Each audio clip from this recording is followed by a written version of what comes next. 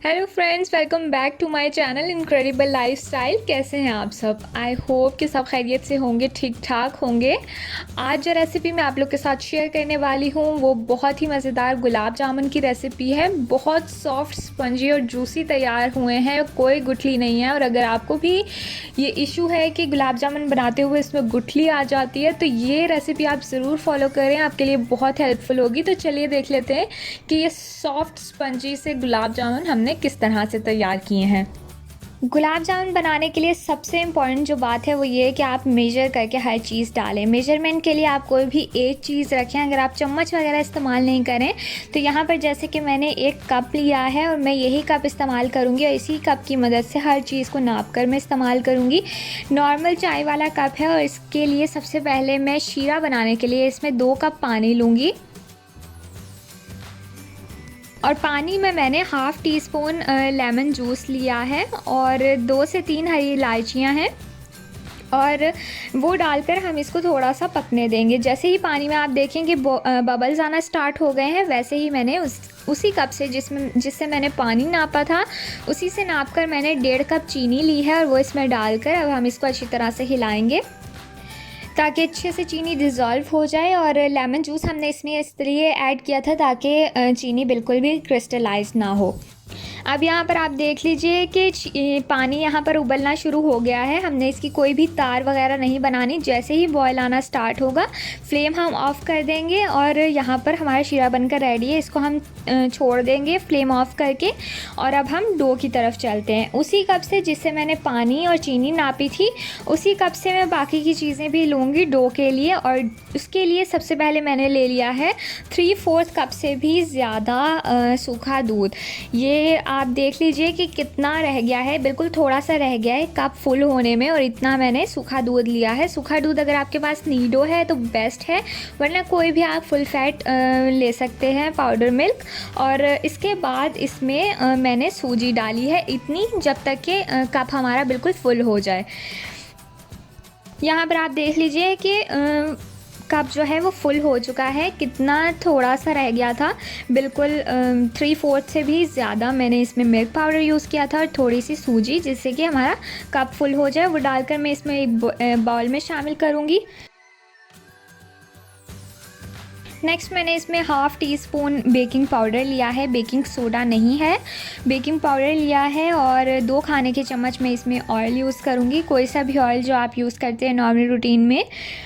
इसके बाद यहाँ पर मेरे पास 2 अंडे हैं, फेंट के रखे हुए थे मैंने और इसको मैं थोड़ा थोड़ा करके शामिल करूँगी। पहले मैंने इसको आधा डाला है और इसके बाद हम इसको सारी चीज़ों को इकट्ठा करेंगे। हमने इसको गूंदना नहीं है, बिल्कुल एक इकट्ठा सा करना है और इसमें हम देख लेंगे कि हमें कितने अंडे की ज़रूरत है, तो एकदम से हम नहीं डालेंगे। और यहाँ पर आप देख लीजिए कि ये अच्छे से डो इकट्ठी हो चुकी है और हमें इसके लिए ज़रूरत पड़ी है तकरीबन 1.5 अंडे की। तो इसलिए बेहतर है कि आप पहले ही एकदम से सारे अंडे ना डालें, देखकर ध्यान से थोड़ा थोड़ा डालकर आप देख लीजिए। जैसे ही आपकी डो आपको लगता है तैयार हो गई है वहाँ पर आप रोक दीजिए। डो हमारी बनकर रेडी हो गई है। अब मैं इसको पोर्शंस में डिवाइड कर लूँगी। छोटे छोटे हम ले लेंगे जितने हमें इसकी साइज़ चाहिए, बहुत ज़्यादा छोटे भी ना हो और बहुत ज़्यादा बड़े भी ना हो। यहाँ पर आप देख लीजिए मैंने एक वाली इसको पोर्शन में डिवाइड कर लिया है। अब मैं इसकी बॉल्स बना लूँगी। बॉल्स हमने इस तरह की बनानी है कि वो बिल्कुल स्मूथ और इसमें कोई भी क्रैक ना हो। यहाँ पर आप देख लीजिए कि बॉल बनकर तैयार हो गई, कोई भी इसमें क्रैक नहीं है। जितनी देर में हम बॉल्स तैयार करें वहीं पर मैंने दूसरी तरफ ऑयल रख दिया हुआ है जिसको गर्म करने के लिए। बिल्कुल लो टू मीडियम फ्लेम पर हमने ऑयल को गर्म करना है। दूसरी तरफ हमारी बॉल्स सारी बनकर रेडी हो चुकी हैं, ऑयल भी गर्म हो गया है। बहुत ज़्यादा ऑयल को गर्म नहीं करना हमने, बिल्कुल नॉर्मल सा वो गर्म होना चाहिए और उसमें हम बॉल 1 बाय 1 ऐड करते जाएंगे। यहाँ पर आप देख लीजिए कि बहुत ज़्यादा गर्म नहीं है कि एकदम से ये पकना स्टार्ट नहीं हो गई हैं। इसी तरह से हमें चाहिए, इस तरह हम डालकर सारी रख देंगे और इनको हिलाएंगे नहीं तब तक जब तक कि वो खुद पककर थोड़ी सी साइज़ में बड़ी हो जाएँ और थोड़े से ऊपर आते जाएँ। जितनी देर में ये फ्राई हो रहे हैं दूसरी तरफ जो शीरा हमने बना कर रखा हुआ था उसको भी हम दोबारा से बिल्कुल लो फ्लेम पर चला कर रख देंगे ताकि वो भी गर्म हो जाए। दूसरी तरफ आप देख लीजिए बॉल्स जो हैं पककर ऊपर आ गए हैं और अब हम इसकी साइड चेंज करेंगे और यहाँ पर आप देख सकते हैं कि अब ये सेटल हो चुके हैं, अब ये टूटेंगे नहीं। तो अब हमने इसको मुसलसल साइडों से हिलाते रहना है ताकि ये एक तरफ ही इसका कलर बहुत ज़्यादा डार्क ना हो जाए और इक्वली हमें कलर मिले और अच्छे से ये अंदर से पक भी जाएं। यहाँ पर आप देख लीजिए जैसा कलर हमें चाहिए था वैसा इन पर आ चुका है और इसको हमने सारा टाइम बिल्कुल लो टू मीडियम फ्लेम पर ही पकाया है। अगर हम तेज़ फ्लेम पर इसको पकाएंगे तो ये होगा कि ऊपर से उस पर बहुत ज़्यादा डार्क कलर आ जाएगा और अंदर से वो अभी सही से पका नहीं होगा, तो उसकी वजह से गुठली बन जाती है। तो बिल्कुल आप इसका ख्याल रखिए। और यहाँ पर जैसे ही हमारे बनकर तैयार हो गए और हमें अच्छा कलर मिल गया है, इनको हम डायरेक्ट ऑयल से निकाल कर शीरे में डाल देंगे। और शीरे का हमने फ्लेम जो है वो लो पे करके चला दी हुई थी और जैसे यहाँ पर आप देख लीजिए कि इसमें भी हल्का हल्का बॉयल आना शुरू हो गया है। यहाँ पर हम इसकी फ्लेम भी दोबारा ऑफ़ कर देंगे और इसको ढककर अब हम शीरे में आधे घंटे के लिए रख देंगे। यहाँ पर आप देख लीजिए आधा घंटा हो चुका है, ये फूलकर और भी बड़े हो चुके हैं, शीरे में जाकर थोड़े और साइज़ में बड़े हो गए हैं।